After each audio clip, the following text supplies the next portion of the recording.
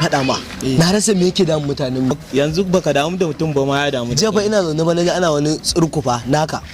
Ban faɗa ma ba akan wannan hular da gasiya. Hage munafici fa. Adams. Ya garin ne? Normal duniya ku zarfe ma. Wallahi tallahi kuna sanan kenan kun same iska akwai wani. Ai inda an gangu musa wani labari. Ba wannan ba. In kuka gani kun san ta samu ne. Mun san ya dauki mani da munafunci mu. Ni na sani. Kai ka sani. Na sani lamba abin da nake so ku gane abu ɗaya ne. Ina yaron nan hikima. Na gan shi yana shaye-shaye. Kai shaye-shaye mutum uku ne suka kawo mu. Ina da majiya guda uku akan yaron yana shaye-shaye. Ko gaskiya ko alkali da mutum uku yake in dai mutum uku to kai da aka san yana shaye-shaye. Ai an ce an ga mutum yana abu a rufa mai asiri. Ka san ba aka ce majiya uku babu ya tabbata. Allah. To ka gani to wannan da yaro ya fara shaye-shaye ya lalace kuma duk inda ku je ku tagaye ku ga mutane ku ga musu. Akan me to? Yanzu ma na gano wasu a can. Waje ba shi na gani a makarantar allo ba. Ni ma jiya fa na gani a makaranta ka daina irin wannan yanzu kai ka zo kana ta gaggaya mutane in ya jifa. Yanzu ma daga masallaci na ga fito. Kai tunda na faɗa muku yana shaye-shaye ku yadda. Ni yanzu kuma yana yaɗa wa duniya yaran na yana shaye-shaye sai na yaɗa wa duniya. Saboda haka yanzu ma ba ga je ta can layin na ga su a can faɗa musu. Hege baki. Kaga ka ji tsoron bawan Allah na rantse da Allah ka ƙara ganin wannan yana guri ko kashi kake ka zauna akan abu. Wannan ka lagutsa kayan ka. Amma ba ka san me akwai wani ba dole ai kima na gani saboda zaman amanar da ake. Ya dai ka baya mai. Assalamu alaikum. Wa alaikum assalam.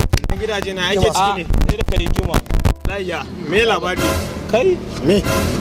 Na ji an ce wai ga dai ka tana rayuwarka ne wai shaye-shaye ka ai ne shi na ko an sha abar. Shaye-shaye. Wa ya faɗa muku haka? Ba ka san me aikata. yanzu Adamu ya ban nan wani. Hege baki. Baban tinkiya. Na ga shi. Baban mahaukaciya kenan. Ba baban mahaukata nake ba, baban tunkiya nake. Ka san me yake faruwa? Sai ka faɗa. Kan da na ganka an na san da kake ka sace wannan bishiya. Har yanzu baka daina satar bishiya ba wai. To ai zuciyata ta mutu ya zan yi. Allah Ta mutu. amma ka san ni dai ina rufa ma asiri duk satar da aka yi bana ga kowa dan wani lokacin ma an taba mun ko baka ba. Shi yasa kake burge ni. Yawwa na yaran na hikima. Na gan shi yana shaye-shaye. Amma da majiya uku kowa zuwa yake faɗa min. To albashirinka na samu labarin an ce hikima ya zagaya ta bayan fage ya je ya daga filin babarsa. Allah wallahi.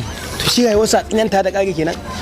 Kullum da ya gaji. Kullum yaran nan sai ƙara baki yake ba. Wallahi. Yanzu mu je mu yada wa duniya mu gaya mai wa duniya hikima yana shaye-shaye. Shi Dama abin ni- da aka ka burge ni. Dama ni tsohon munafiki ne. To kaga yanzu sai ka dawo sabo. To sai in yi annaba alafata.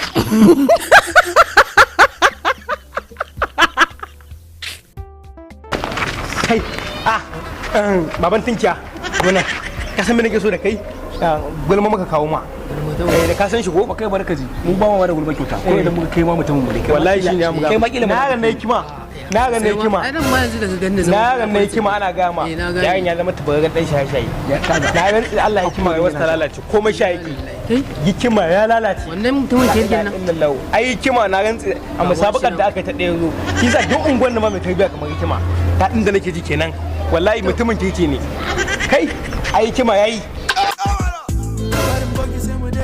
Hege baki.